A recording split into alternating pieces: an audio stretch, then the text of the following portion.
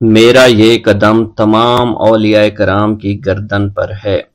ایک مرتبہ محلہ حلبہ میں اپنے مہمان خانے میں وعظ فرماتے ہوئے حضور سیدنا غوث اعظم پر اچانک حالت کشف طاری ہوئی۔ آپ رحمت اللہ علیہ نے فرمایا، میرا یہ قدم ہر ولی اللہ کی گردن پر ہے۔ یہ ارشاد سن کر تمام اولیاء اللہ نے اپنی گردنیں جھکا دیں۔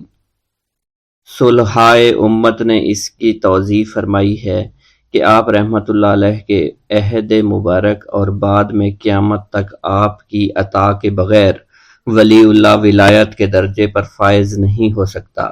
سلطان الہند حضرت خواجہ معین الدین چشتی المعروف خواجہ غریب نواز اس وقت خراسان کے پہاڑوں پر مجاہدات میں مشغول تھے۔ انہوں نے بھی حضور سیدنا غوث اعظم کا ارشاد گرامی سن کر اپنی گردن جھکا دی اور یوں عرض گزار ہوئے، آپ کے قدمین شریفین میرے سر اور میرے آنکھوں پر ہیں۔ حضور سیدنا غوث اعظم فرماتے ہیں کہ میں 10 برس کی عمر میں اپنے شہر کے مکتب میں حصول علم کے لیے جایا کرتا تھا۔ اس وقت میرے ساتھ ملائکہ بھی ہوتے تھے جو میرے آگے پیچھے میری حفاظت کے لیے چلتے تھے۔ جب میں مدرسہ پہنچتا تو یہ منادی کرتے تھے، اللہ کے ولی کے لیے جگہ خالی کر دو۔ چنانچہ وہ میرے لیے جگہ خالی کر دیتے تھے۔ ایک مرتبہ میں نے ایک ایسے شخص کو دیکھا جس نے فرشتوں کی آواز سن کر کہا، جس میں کوئی مزاحمت نہ ہوگی، کہ یہ ایک نہایت معزز گھرانے کا فرد ہے اور عن قریب اس کو وہ عظمت حاصل ہوگی جس میں کوئی مزاحمت نہ ہوگی، اور اس کو ایسا قرب نصیب ہوگا کہ اس کو کوئی فریب نہ دے سکے گا۔ پھر 40 برس بعد میں نے اس شخص کو پہچانا۔ وہ شخص ابدالوں میں سے تھا۔ حضرت شیخ ابو سعود احمد بن بکر حریمی سے مروی ہے کہ حضور سیدنا غوث اعظم نے فرمایا کہ میں 55 سال تک تنہا عراق کے بیابانوں میں پھرتا رہا۔ میں لوگوں کو نہ جانتا، لوگ مجھے نہ جانتے۔ اسی دوران میرے پاس رجال الغیب اور جنات تشریف لاتے جنہیں میں طریقت اور اصول کی تعلیم دیتا تھا۔ ابتدا میں جب میں عراق میں داخل ہوا تو حضرت خضر میرے ہم سفر بنے، اور بعد میں اس وقت ان کو پہچانتا نہ تھا، اور اس کے ساتھ میرا معاہدہ ہوا کہ میں ان کے کسی حکم کی خلاف ورزی نہیں کروں گا۔ ایک مرتبہ انہوں نے مجھے ایک جگہ بیٹھنے کا حکم دیا اور میں اس جگہ 3 سال تک بیٹھا رہا۔ سال میں ایک مرتبہ حضرت خضر میرے پاس تشریف لاتے، فرماتے کہ یہی تیرا مقام ہے جہاں تجھے پہنچایا گیا ہے۔ اس عرصہ کے دوران تمام نفسانی خواہشات مجھ پر انسانی شکل میں وارد ہوئیں، لیکن اللہ عز و جل نے مجھے ہر موقع پر استقامت عطا فرمائی اور مجھے ان خرافات سے بچائے رکھا۔ ابتدا میں میرا نفس مجاہدہ کا کوئی طریقہ اختیار کرتا تو میں اس پر قائم ہو جاتا اور کسی چیز کو قبول نہ کرتا تھا۔ ایک طویل مدت تک اپنا گلا گھونٹتے ہوئے میں مدائن کے جنگلوں میں مجاہدات میں مشغول رہا۔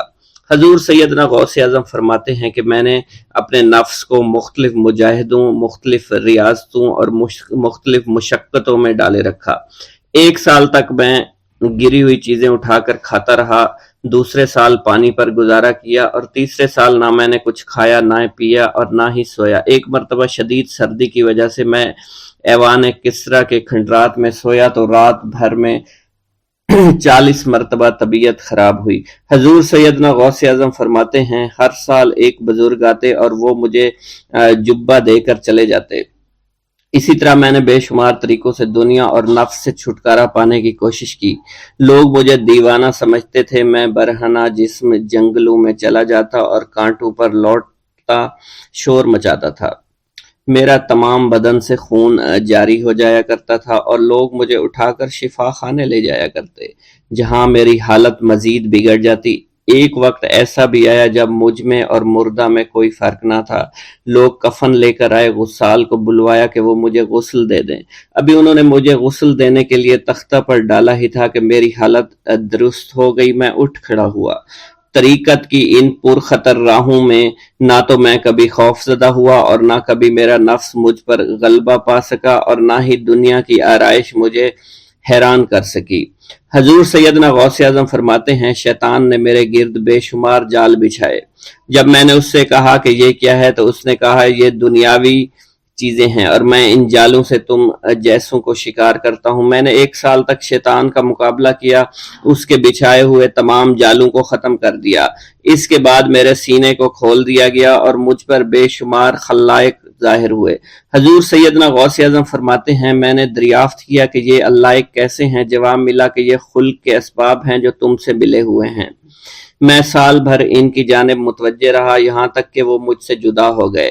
جب مجھ پر میرا باطن ظاہر کیا گیا تو میں نے اپنے قلب کو بہت سے علائق سے ملوث پایا۔ میں نے دریافت کیا کہ یہ علائق کیا ہیں؟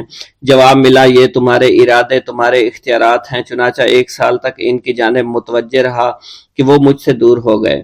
میرا قلب ان تمام غلاظتوں سے نجات پا گیا۔ پھر مجھ پر میرے نفس کو ظاہر کیا گیا، میں نے اس کا مشاہدہ کیا، مجھے معلوم ہوا اس کے ساتھ کچھ امراض اور بھی ہیں اور نفس کی خواہشات زندہ ہیں، نفس کا شیطان سرکش ہے۔ چنانچہ میں نے سال بھر پھر توجہ دلائی اور میرے نفس کے تمام امراض سرے سے ہی ختم ہو گئے اور اس کے شیطان نے کلمہ پڑھ لیا اور پھر میرے تمام امور اللہ کے لیے ہو گئے اور میں اپنی ہستی سے باہر نکل آیا۔ حضور سیدنا غوث اعظم فرماتے ہیں پھر میں توکل کے دروازے پر آیا تاکہ میرا مقصد پورا ہو، لیکن جب میں نے توکل کے دروازے پر پہنچا تو بے شمار لوگ موجود تھے۔ میں اس ہجوم کو چیرتا ہوا آگے بڑھا اور شکر کے دروازے پر پہنچ گیا، یہاں پر بھی لوگوں کا جمع غفیر موجود تھا، اس سے بھی چیرتا ہوا آگے بڑھا اور مشاہدہ کے دروازے پر پہنچ گیا اور یہاں پر موجود ہجوم کو چیرتا ہوا اندر داخل ہوا، حتیٰ کہ سب سے آخر میں مجھے فقر کے دروازے پر لایا گیا۔ فقر کا دروازہ خالی تھا۔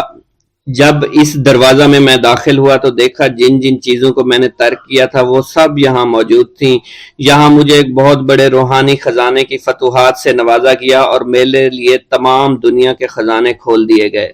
مجھے روحانی عزت، دائمی فنا اور خالص آزادی عطا فرمائی گئی۔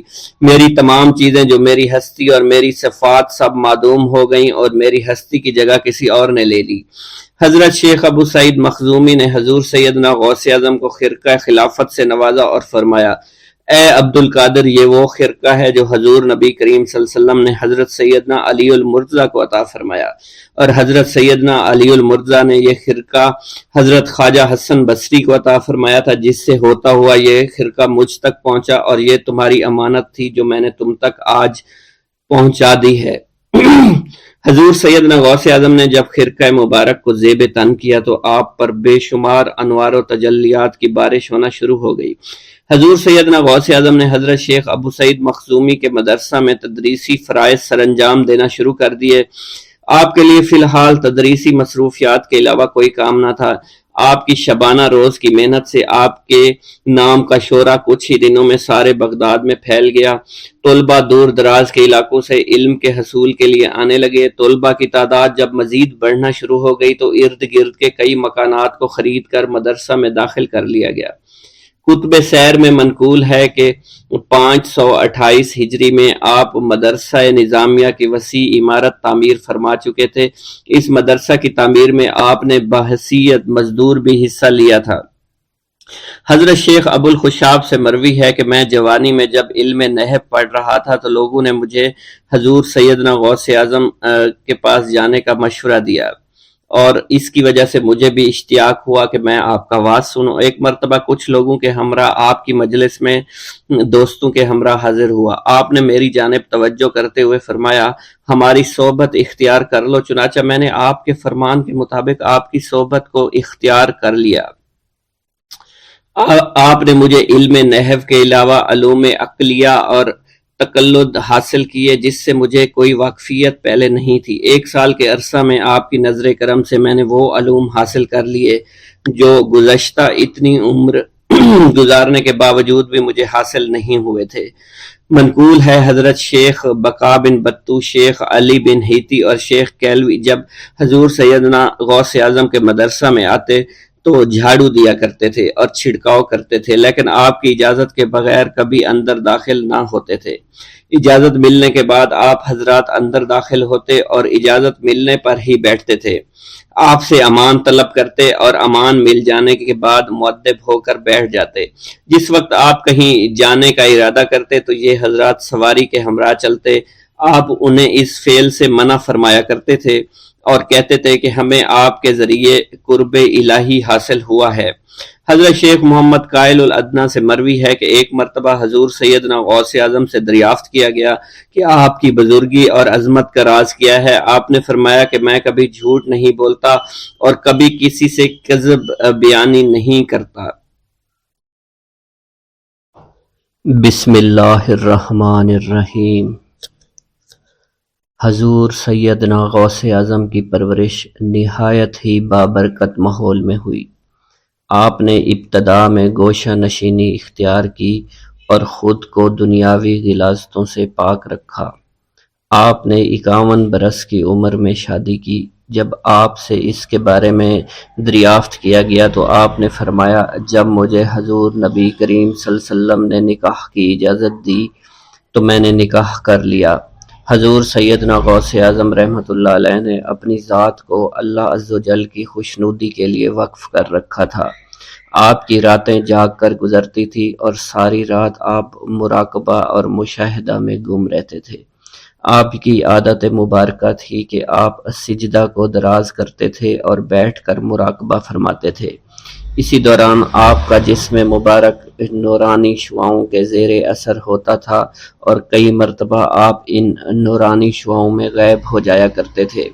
حضور شیخ ابو عبداللہ بن حسنین بن ابی فضل فرماتے ہیں کہ سیدنا غوث اعظم کے بعض دہقانی مریدین ہر سال آپ کے لیے گیہوں بوتے تھے اور جائز طریقہ سے اسے پالتے تھے۔ پھر آپ کے بعض مریدین اسے پیستے آپ کے لیے ہر روز 4 یا 5 روٹیاں پکاتے اور شام کو آپ کے پاس روٹیاں لے کر آتے تھے۔ آپ حاضرین میں ایک ایک ٹکڑا تقسیم کر دیتے اور جو بچ جاتا وہ اپنے لیے رکھ لیتے تھے۔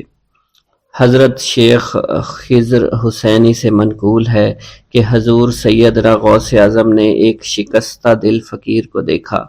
آپ نے اس سے اس کی کیفیت کے متعلق دریافت کیا تو اس نے کہا کہ میں آج دریا کے کنارے گیا اور ملاح سے کہا کہ وہ مجھے دریا کے پار لے جائے۔ اس نے انکار کر دیا۔ میں اپنے اس افلاس کے سبب پریشان اور شکستہ دل ہوں۔ ابھی اس فقیر کا کلام جاری تھا کہ ایک شخص آپ کی خدمت میں حاضر ہوا اور 30 دینار آپ کی خدمت میں پیش کر دیے۔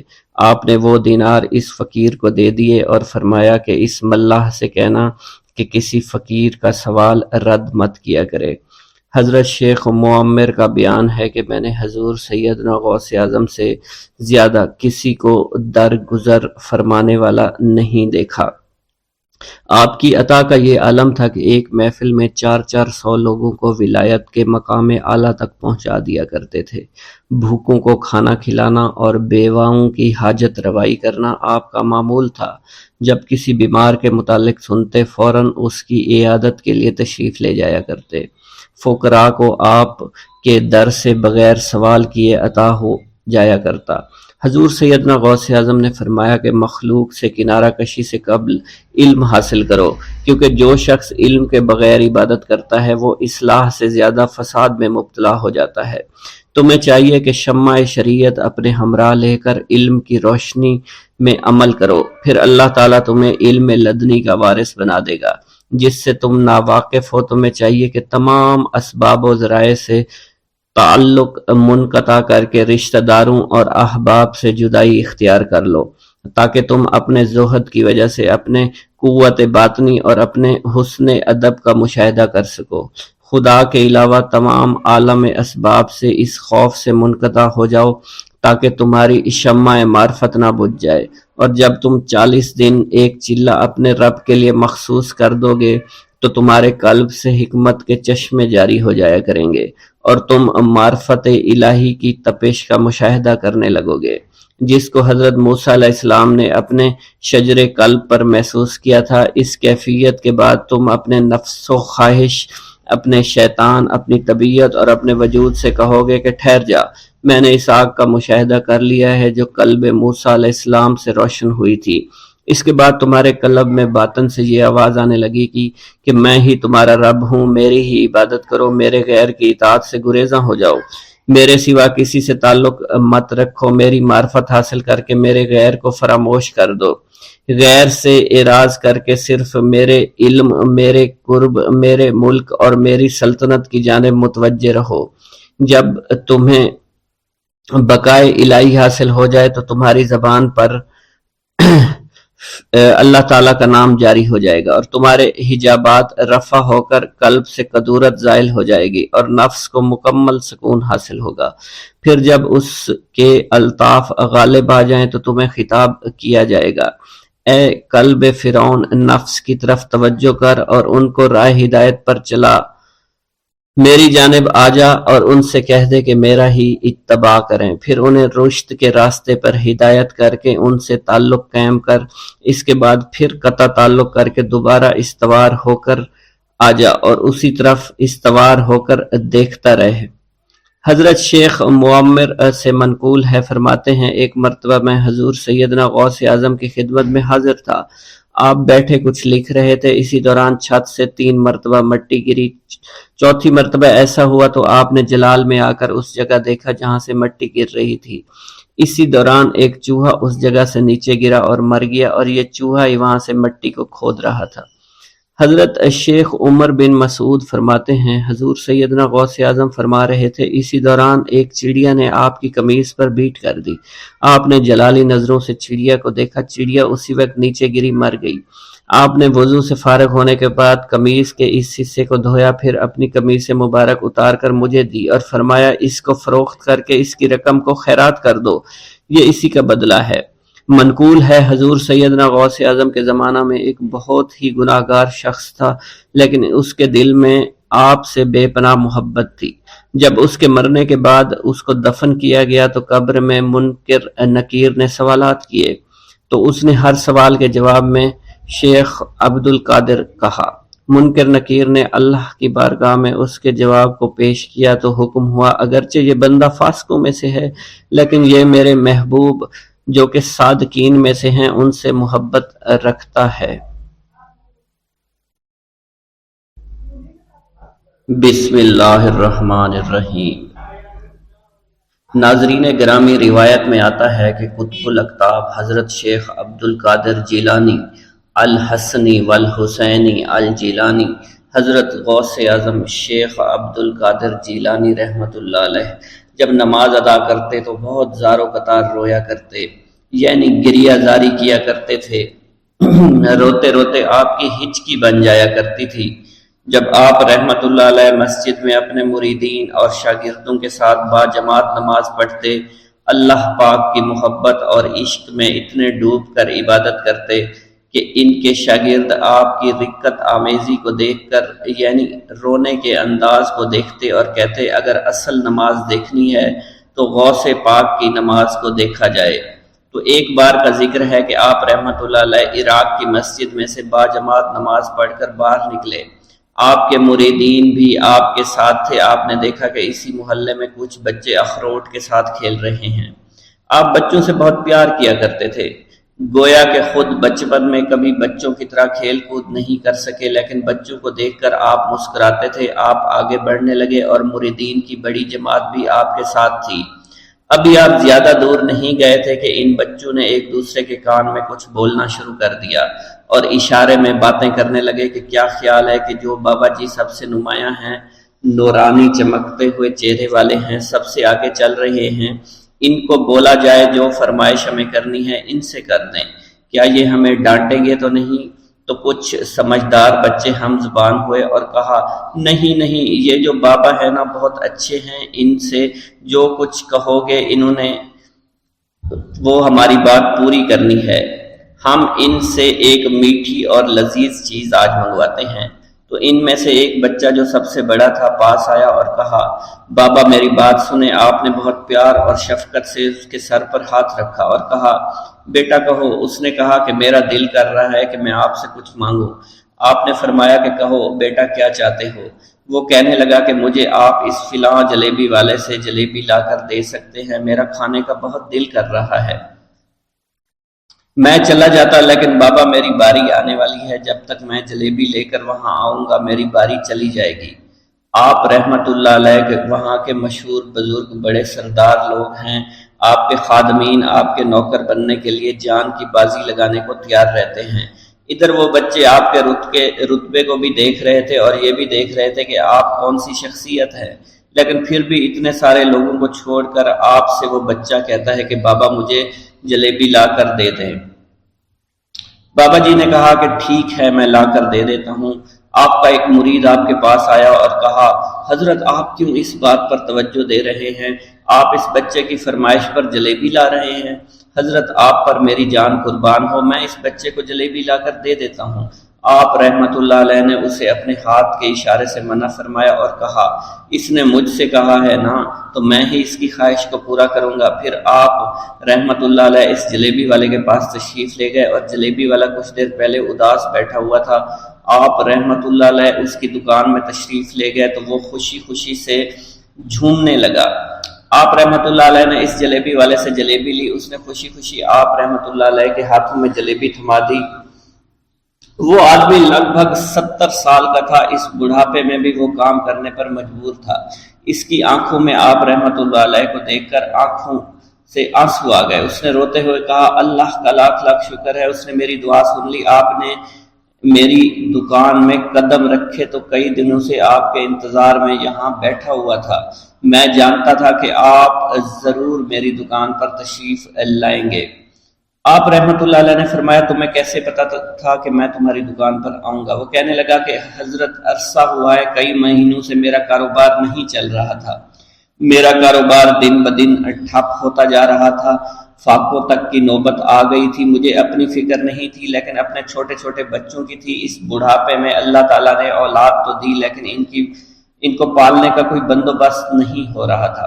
میں نے اپنی اس پریشانی کا ذکر کسی سے کیا تو اس نے کہا کہ عراق کے ایک شہر میں چلے جاؤ، وہاں پر کوئی ایک فقیر ہے، اس سے دعا کراؤ، وہ جس کے لیے دعا کرتے ہیں اس کا کام بن جاتا ہے۔ میں اتنا پریشان تھا کہ اس آدمی کے کہنے پر اس فقیر سے ملنے چلا گیا۔ اس کی تلاش کر کے میں نے اس سے کہا تم میرے لیے دعا کرو تاکہ میرے کاروبار میں ترقی ہو جائے اور میرے رزق میں برکت ہو جائے اور تنگ دستی دور ہو جائے تاکہ میں بیوی بچوں کا پیٹ پال سکوں۔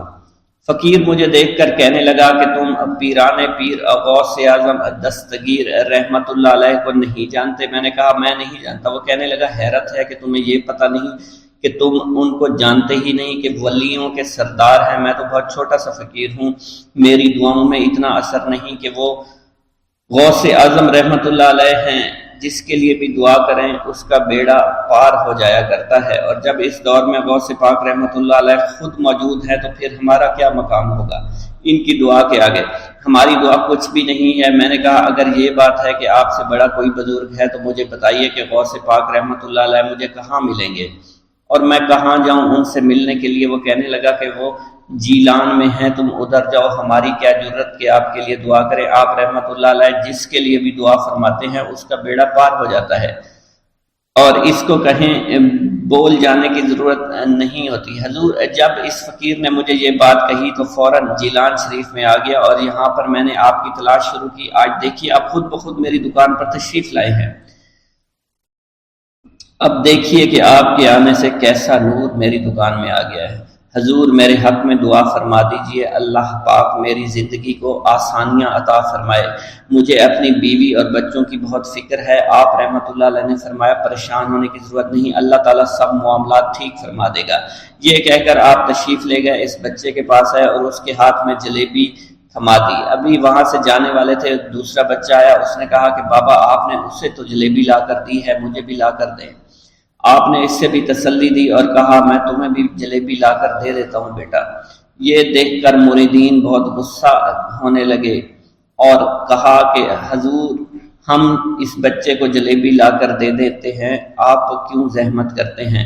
لیکن آپ نے فرمایا نہیں، یہ بچے مجھ سے کہہ رہے ہیں نا، میں ان کا نہیں ٹال سکتا۔ حضور آپ بہت مصروف شخصیت ہے، کیوں ان چھوٹے بچوں کی باتیں سن رہے ہیں؟ آپ نے ہاتھ کے اشارے سے انہیں روکا اور فرمایا اللہ تعالیٰ نے ہمیں جس کام کے لیے چنا ہے بس وہ کام ہی ہم کر رہے ہیں، تم لوگ اللہ پاک کی حکمت کو نہیں سمجھ رہے۔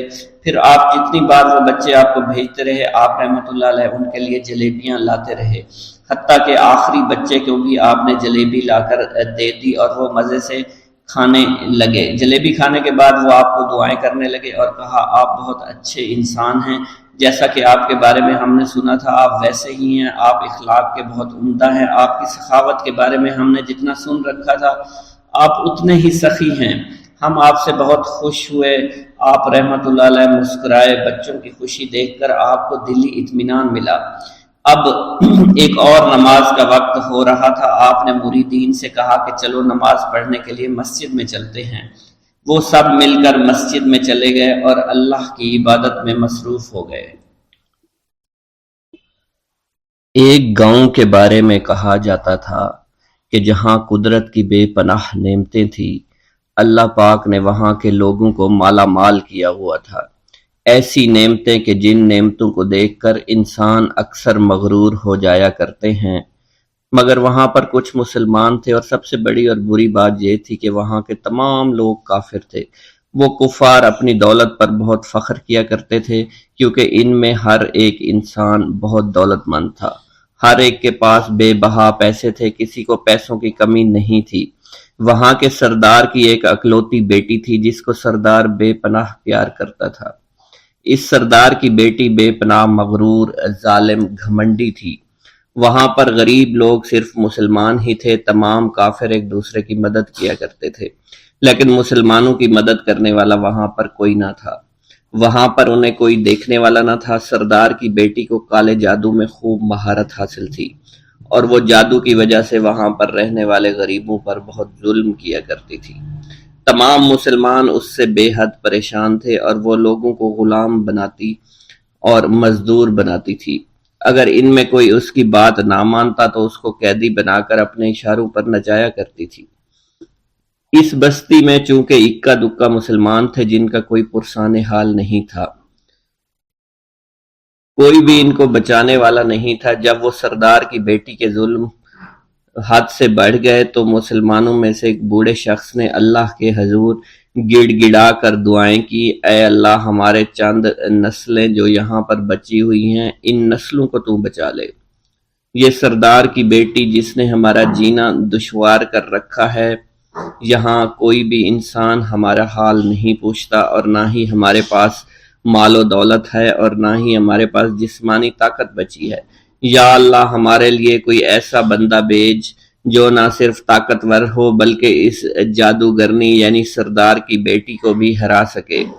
اللہ رب العزت نے اس بوڑھے کی دعا کو قبول فرمایا، اور یوں اس جگہ پر ایک اللہ والے کو بھیج دیا، اور وہ اللہ والے ایسے ہی بستی میں داخل نہیں ہوئے، بلکہ ایک دن کچھ عجیب واقعہ ہوا۔ ان کافروں کا سردار جنگل میں سیر سپاٹے کرتے ہوئے نکلا تھا، بڑی شان سے چلتا ہوا وہ سفر کر رہا تھا۔ اچانک ایک زہریلا سانپ اس کے سامنے آیا۔ اس زہریلے سانپ نے بادشاہ کو ڈس لیا، اور وہ بے ہوش ہو کر زمین پر گر پڑا اور تڑپنے لگا۔ اس کے جو ساتھی تھے انہوں نے جب اپنے سردار کو یوں تڑپتا ہوا دیکھا اور سردار کی غیر حالت دیکھی تو کہ جسے ایک زہریلے سانپ نے کاٹ لیا ہے، تو وہ فوراً اسے اٹھا کر گھر لے آئے تاکہ اسے بچانے کے لیے کچھ کیا جا سکے۔ اس لڑکی نے اپنے باپ کی جب یہ حالت دیکھی تو اپنے آس پاس کے بڑے بڑے حکیموں کو بلایا، لیکن عجیب بات یہ تھی کہ لاکھ کوشش کے باوجود زہر نکالنے میں سارے ناکام ہو رہے تھے، اور زہر تیزی کے ساتھ اس کے جسم میں پھیلتا چلا جا رہا تھا۔ لیکن اسی وقت وہاں ایک درویش کی آمد ہوئی، ایک اللہ والے آئے، ان اللہ پاک نے اس مقصد کے تحت وہاں بھیجا تھا۔ اس اللہ کے ولی نے سردار کے گھر پر پہنچ کر دروازے کو کھٹکھٹایا۔ نوکروں نے پوچھا کون ہو، کس سے ملنا ہے؟ اس نے کہا میں نے سنا ہے کہ یہاں کے سردار کو سانپ نے ڈس لیا ہے۔ نوکر کہنے لگے کہ تمہیں کیسے پتا چلا کہ یہاں کے سردار کو سانپ نے ڈس لیا ہے؟ تم تو ہمیں اجنبی لگتے ہو، ہم نے تمہیں آج تک یہاں نہیں دیکھا ہے۔ اس نے کہا میں مسافر ہوں، اور مجھے خبر ملی ہے کہ یہاں کے سردار کو ایک زہریلے سانپ نے ڈس لیا ہے، اور کوئی بھی اس کا علاج نہیں کر پا رہا۔ نوکروں نے کہا تم کون ہو؟ اللہ والے نے کہا میں حکیم ہوں، اور میں ان کے علاج کی غرض سے یہاں آیا ہوں۔ وہ نوکر اللہ والے کی حالت دیکھ کر ہنسنے لگے، کیونکہ آپ نے پھٹے پرانے کپڑے پہن رکھے تھے اور دیکھنے سے بہت غریب معلوم ہوتے تھے۔ وہ نوکر کہنے لگے کہ اتنے بڑے سردار کا علاج کرو گے؟ ارے یہاں تو اس کے پاس بڑے بڑے حکیم بلائے گئے ہیں، ہمارے سردار کے پاس پیسوں کی کوئی کمی نہیں ہے، اور وہ تم جیسے غریب سے بھلا کیوں علاج کروائیں گے؟ درویش نے کہا اگر تم چاہتے ہو تمہارے سردار کی جان بچ جائے پھر مجھے اندر جانے دو۔ غلام کہنے لگا ٹھیک ہے، ہم اندر جا کر اجازت لے کر آتے ہیں۔ نوکر اندر گئے، سردار کی بیٹی سے کہا ایک غریب آیا ہے، کپڑوں سے فقیر معلوم ہوتا ہے، لیکن کہتا ہے میں سردار کا علاج کر سکتا ہوں اور میں سردار کا علاج کروں گا۔ جو زہر تیزی کے ساتھ جسم میں پھیل رہا ہے میں اس کو باہر نکال پھینک کروں گا۔ اس کی بیٹی کہنے لگی ٹھیک ہے بلا لو۔ جب وہ اللہ والے اس کے گھر کے اندر گئے تو دیکھا سردار تڑپ رہا تھا، ٹانگ کو بار بار بستر پر پٹخ رہا تھا۔ اللہ والے نے اس کے پیر کی طرف دیکھا جہاں سانپ نے اس کو کاٹا تھا، اسی جگہ اللہ والے نے تھوک دیا، فوراً وہاں سے بھاگ گئے۔ اس کے سارے سپاہی اس کی بیٹی دیکھ کر حیران رہ گئے کہ یہ بھلا کون سا دیوانہ ہے، کمرے میں آیا، علاج کی بجائے اسی جگہ پر تھوک دیا جہاں صرف کاٹا تھا، اور بھاگ بھی گیا، اس کو کوئی گرفتار نہیں کر سکا۔ سردار کی بیٹی غصے میں تل ملا اٹھی کہ اس نے جو گستاخی کی ہے اس کی کوئی بات نہیں، تھوک کو میں صاف کروا دوں گی، مگر اس کو تو میں ابھی گرفتار کرواتی ہوں۔ اور اس نے اپنے سردار کے ایک نوکر سے کہا کہ اس تھوک کو صاف کرو۔ اس نوکر نے تھوک کو صاف کرنے کی بجائے اس کو اچھی طرح سے ٹانگ پر مل دیا۔ لڑکی نے کہا کیا کر رہے ہو؟ اس فقیر نے میرے باپ کی ٹانگ پر تھوک دیا، اب اس تھوک کو تم مل رہے ہو؟ حکیم نے اپنے ہاتھ کے اشارے سے سردار کے بیٹے کو روک دیا۔ جیسے اس تھوک کو سردار کی ٹانگ پر ملا گیا فوراً سارا زہر ختم ہو گیا۔ جو ٹانگ کٹنے کے قابل تھی وہ ٹانگ بالکل ٹھیک ہو چکی تھی، جو نیلی پڑ چکی تھی اب اصلی حالت میں آہستہ آہستہ واپس آ رہی تھی۔ اور جب وہ قبیلے کا سردار بالکل ٹھیک ہو گیا، ہوش میں آ گیا تو حیران رہ گیا۔ اسے بتایا کہ فقیر بابا کے تھوک کی وجہ سے آپ ٹھیک ہوئے ہیں۔ اس نے کہا وہ بزرگ تو ہمارے لیے مسیحا ہے، تم لوگوں نے انہیں جانے کیوں دیا؟ انہیں میرے پاس لے کر آؤ، انہوں نے ہم پر بہت بڑا احسان کیا ہے، ہم اس کے احسان کا بدلہ ضرور چکائیں گے۔ اس کی بیٹی جو خاموشی سے باپ کو دیکھ رہی تھی اس نے کچھ بھی نہ کہا۔ گاؤں کے سردار کے کہنے پر سارے سپاہی اللہ والے کو ڈھونڈنے کے لیے نکل گئے۔ وہ چاروں طرف پھیل گئے لیکن کہیں بھی اللہ والے کا پتہ نہیں چل رہا تھا۔ پھر جب سپاہی تلاش کرتے کرتے جنگل میں داخل ہوئے، وہاں ایک درخت کے نیچے ایک آدمی کو عبادت کرتے ہوئے دیکھا۔ وہ غور سے اس کو دیکھ رہے تھے اور کہہ رہے تھے یہ کس طرح کی عبادت کر رہے ہیں؟ ہم لوگ تو اپنے بتوں کے آگے ہاتھ جوڑتے ہیں، یہ نہ جانے کس کو سجدہ کر رہے ہیں۔ خیر، عبادت کے فوراً بعد اللہ والے کو پکڑ لیا، گاؤں کے سردار کے سامنے پیش کیا۔ وہ کہنے لگا آپ کون ہیں اور کہاں سے آئے ہیں؟ سب سے پہلے تو میں گستاخی کی معافی چاہتا ہوں، میرے لوگوں نے آپ کے ساتھ بڑی بدتمیزی کی، لیکن آپ کی وجہ سے آج میں زندہ ہوں۔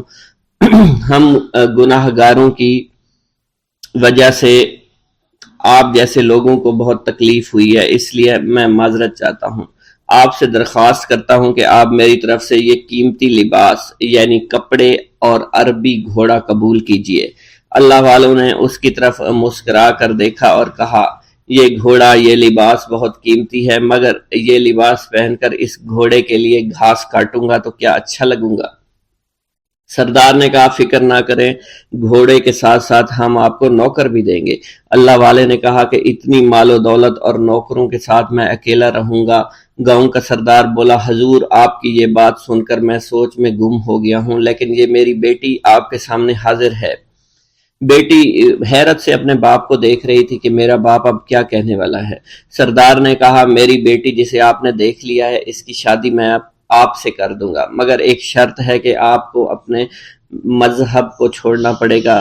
میرے سپاہیوں نے آپ کو عبادت کرتے ہوئے دیکھا ہے، جہاں تک ہمارے معمولات ہیں ہم بتوں کے آگے سجدہ کرتے ہیں اور ان کی عبادت کرتے ہیں، اور آپ جس کے آگے سجدہ کرتے ہیں وہ اللہ ہے، یعنی آپ مسلمان ہیں، اس لیے آپ کو اپنا مذہب چھوڑنا پڑے گا۔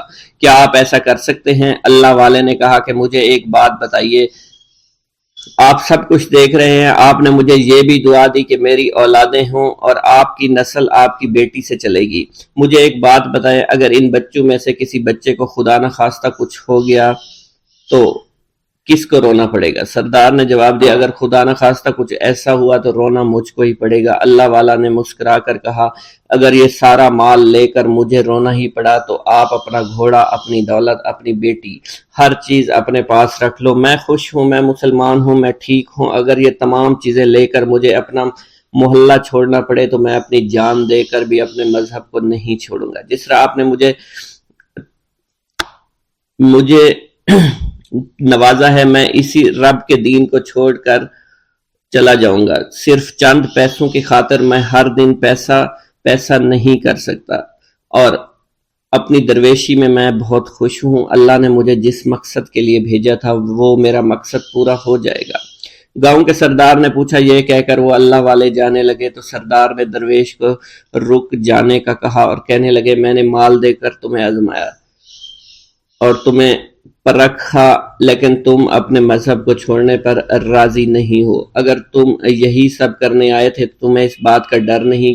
کیا تم نہیں جانتے ہم کتنے طاقتور ہیں، اور میری بیٹی اپنے عمل میں اتنی ماہر ہے کہ تمہیں یہاں کھڑے کھڑے ابھی جنگلی جانور بنا سکتی ہے۔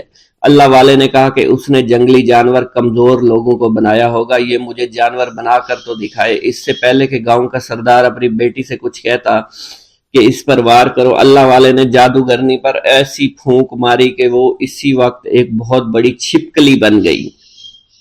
وہ کچھ بھی نہیں کر پا رہی تھی، وہ چھپکلی اتنی بڑی تھی کہ وہاں پر جتنے بھی انسان کھڑے تھے ان سب میں سب سے زیادہ اونچا اس کا قد تھا۔ وہ چھپکلی اللہ والے کے پاس آئی، اپنا زہر اس پر اگلنا چاہتی تھی کہ اسی وقت اس نے اس کے منہ پر تھوک دیا۔ تھوکنے کی دیر تھی، وہ چھپکلی جلنے لگی اور جس سے گرمی کی وجہ سے اس کا چہرہ پگھل رہا تھا، اس کا چہرہ جل کر کالا ہو چکا تھا۔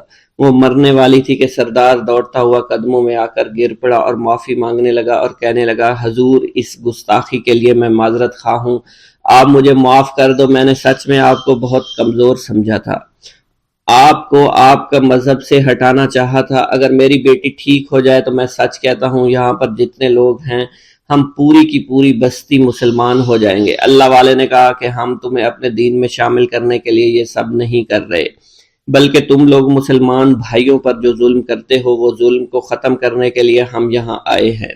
ہمارے دین میں جبر اور ظلم نہیں۔ اگر تمہارے بیٹی سے انسان بن کر سدھر جاتی ہے تو اس کو اس کی اصلی حالت میں لانے کے لیے میں خود کو اللہ کی بارگاہ میں پیش کروں گا اور دعا کروں گا۔ سردار کہنے لگا کہ ہاں میری بیٹی اصلی حالت میں اگر آ جائے تو پھر ہم کسی پر ظلم و ستم نہیں کریں گے، اور میں دل سے اپنی بیٹی کے لیے معافی چاہتا ہوں۔ آج سے یہ کوئی بھی جادو ٹونا اور مسلمانوں کو تنگ نہیں کرے گی اور نہ ہی کسی مسلمان پر یہ ظلم اور جبر کرے گی، بس آپ اسے دوبارہ سے انسان بنا دے۔ اللہ والا نے چھپکلی پر دوبارہ سے پھونک ماری تو پھر سے انسان بن گئی اور اللہ والے کے قدموں سے وہ لپٹ گئی، کہنے لگی مجھے معاف کر دیجئے، مجھے معاف کر دیجئے، میں نے اپنے آپ کو بہت طاقتور سمجھا۔ اس لڑکی کا آدھا چہرہ جل چکا تھا اور کالا ہو چکا تھا۔ وہ کہنے لگی کہ آج اپنے باپ کے ساتھ میں آپ کے دست مبارک پر مسلمان ہونا چاہتی ہوں۔ میں وعدہ کرتی ہوں کہ آج سے اس بستی پر کوئی بھی کافر کسی مسلمان کے ساتھ بدتمیزی نہیں کرے گا، زیادتی نہیں کرے گا، ظلم اور جبر نہیں کرے گا، بلکہ ہم سب یہاں مل جل کر رہیں گے اور بھائی چارے کے ساتھ رہیں گے۔ ہم سب مسلمان ہو جائیں گے اور پھر یوں اللہ والے کے ہاتھوں پوری بستی کا سردار اور اس کی بیٹی نے اسلام قبول کر لیا، اور سردار نے اللہ والے سے اپنی بیٹی کا نکاح کر دیا، اور پھر اس بستی میں ہمیشہ کے لیے امن و امان قائم ہو گیا۔